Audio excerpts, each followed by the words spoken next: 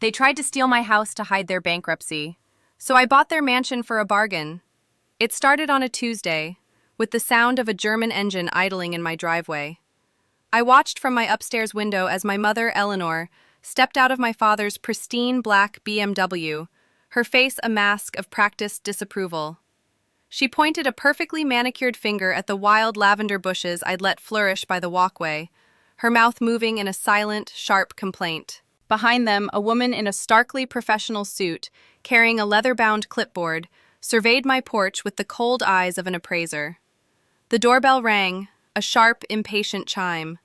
I ignored it, taking a slow sip of my coffee. It rang again, followed by the familiar, heavy thud of my father's fist against the oak door. "Sarah, open this door, we need to talk!" Their version of talking was always a one-way lecture. I saved my work, closed my laptop, and walked downstairs with deliberate slowness. When I opened the door, the suit-clad woman, Ms. Vance, was already snapping photos of my front windows. "It's about time," my mother snapped, pushing past me. The scent of her expensive perfume filled my hallway, an invasive, unwelcome guest. "This is Ms. Vance. She's here to perform a market evaluation." "Evaluation for what?" I asked, my voice flat. I knew, of course. I'd known the moment I saw the clipboard. My father, Richard, wandered into my living room, running a hand over the back of my worn, comfortable armchair with a look of disgust. "Don't play dumb, Sarah. It doesn't suit you. We're selling this place." His words hung in the air, heavy and absurd. This house, the one my grandmother left me, the one I'd spent 3 years painstakingly restoring from a state of neglect. "You're... what? You can't. This is my house." Ms. Vance offered a tight, sympathetic smile. "Your parents explained the situation, that you've been... staying here. We'll find you a lovely condo once the sale goes through." Staying here. The words were a slap. Eleanor was already in the kitchen, her voice sharp with disdain. "This wallpaper is hideous. And original hardwood? Nobody wants that. We'll rip it all out, put in that nice gray laminate." "And knock down this wall," my father added, gesturing between the kitchen and dining room. "Open concept, that's what sells." They were carving up my life like a Thanksgiving turkey. I pulled out my phone, my fingers shaking slightly as I opened the file. "Ms. Vance," I said, my voice dangerously calm, "have they shown you the deed to this property?" The realtor paused. "Well, no. They're her parents. They handle her finances." My mother cut in smoothly. "She's... not well. Hasn't been for years. Very fragile." I held out my phone, the screen displaying the digital deed in crisp PDF format. "My name is Sarah Connolly, sole owner, transferred from the estate of Helen Connolly. There is no one else on the title." Ms. Vance's professional veneer cracked. She looked from the phone to my parents, her eyes narrowing. But my father just laughed, a cold, dismissive sound. "A digital forgery. Honestly, Sarah, the lengths you'll go to for attention. She's unstable, Ms. Vance. We have power of attorney. The documents are with our lawyer." It was a lie, a breathtaking, audacious lie. But it was my word against theirs, and they had spent a lifetime perfecting the art of painting me as the broken one. Ms. Vance looked trapped, wanting to believe the official-looking parents over the quiet, defiant daughter. I saw the choice laid bare before me. I could scream, rage, call the police, and create a scene that would only reinforce their narrative of my instability. Or I could do something else. I could find out why. This wasn't just greed, this was desperation. I took a breath. "Fine," I said, looking my mother in the eye. "Do what you have to do." A flicker of triumph flashed in her eyes. As they herded Ms. Vance out the door, she leaned in close, her whisper like ice. "We are doing this for your own good. A house this big just highlights how utterly alone you are." The next morning, a bright red "for sale" sign was hammered into my front lawn. My father had put it there himself before dawn. It felt like a declaration of war. My first call was to my lawyer, who told me what I already knew. A restraining order was possible, but the legal battle would be a slow, ugly slog through family court, and their claim of power of attorney would have to be officially disproven. It would drain my savings and my sanity. I tried logic first. I sent them a cease and desist letter via a courier, along with a notarized copy of the deed. They responded by leaving me a voicemail. It was my father. "Cute letter, Sarah." Our lawyer had a good laugh. "The sign stays up. We're having an open house on Sunday." The pressure mounted in a tightening spiral. My brother Mark, the golden child, called next. "Just hear them out, Sarah," he pleaded. "They're worried about you. They think you're isolated.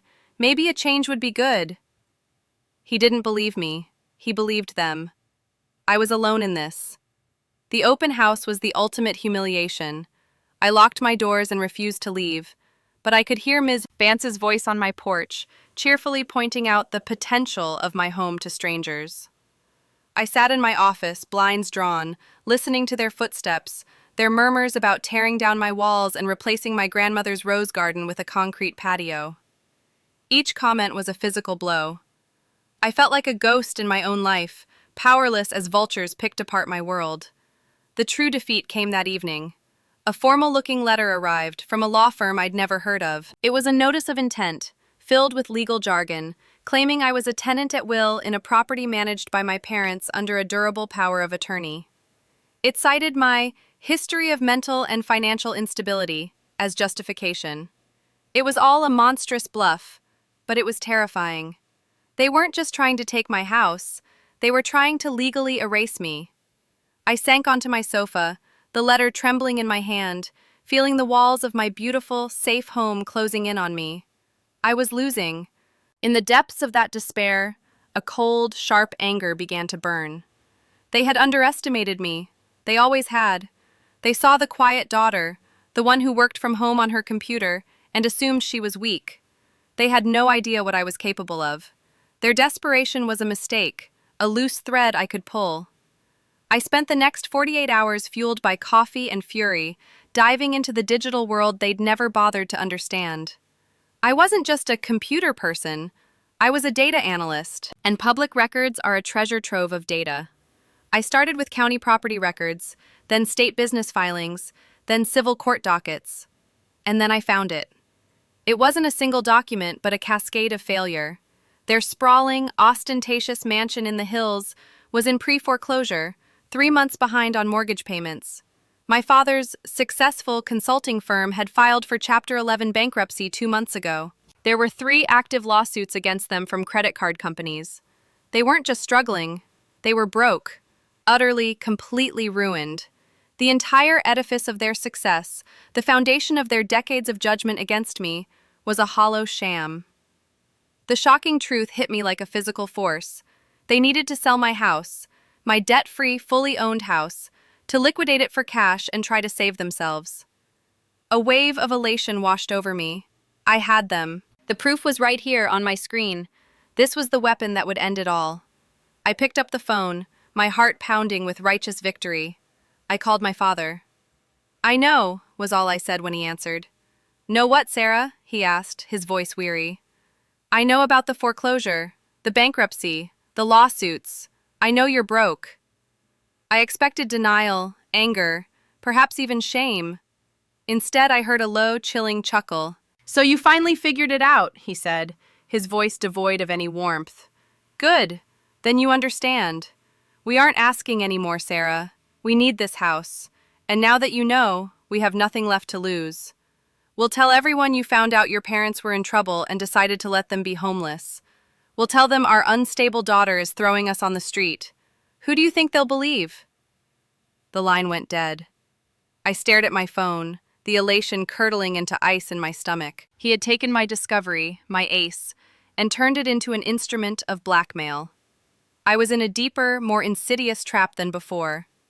I was standing in the ruins of their lies, and somehow, they had managed to set me on fire. I was at the bottom, trapped, cornered, and publicly painted as the villain. I sat in the dark, looking at the foreclosure listing for their mansion. The auction date was in 2 weeks. The bank was desperate to unload it. I saw the price, the high-resolution photos of their gaudy furniture, the cold, impersonal language of financial ruin. And in that moment, staring at their failure, I had my epiphany. I had been playing their game, reacting to their attacks. It was time they played mine. Their philosophy had always been simple: winners take what they want, and losers don't deserve what they have. The next morning, I was no longer the victim.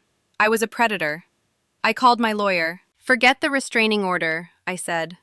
"I want you to set up a shell corporation, an LLC, something bland and untraceable." He was confused but did as I asked. 2 days later, Aspen Bridge Holdings LLC was born.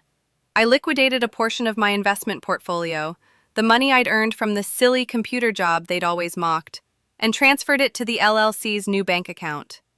Then, Aspen Bridge Holdings made an all-cash offer directly to the bank for my parents' foreclosed property. It was well below market value, but it was fast, clean, and guaranteed.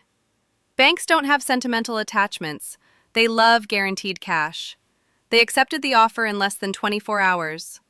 While my parents were busy planning the open house for my home, I was closing on theirs. The day of their eviction, I was there. Not as their daughter, but as the representative for the new owner. I stood on the manicured lawn they could no longer afford, as movers carried out their gilded clocks and oversized sofas. They saw me, and a flicker of confusion crossed my mother's face, quickly replaced by rage. "What are you doing here?" she shrieked. "Have you come to gloat?" "No," I said calmly, holding up a set of keys. "I've come to ensure a smooth transition of the property." My father stormed towards me. "What property? What are you talking about?" "This one," I said, gesturing to the house. "Aspen Bridge Holdings bought it from the bank last week. I represent them. You were supposed to have vacated the premises by 9 a.m. You're trespassing." The realization dawned on their faces, a slow, horrifying wave of understanding. The rage collapsed into shock, then into a pathetic, hollowed-out despair. They stood on the curb, surrounded by the gaudy symbols of a life they had faked, and they looked small, pathetic. "Where are we supposed to go?" my mother whispered, tears streaming down her face, ruining her makeup. I looked at her, at the woman who had told me my home only highlighted my loneliness, and I felt nothing. No pity, no anger, just a quiet, clean emptiness.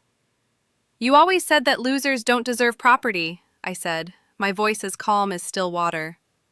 "Turns out, you were right."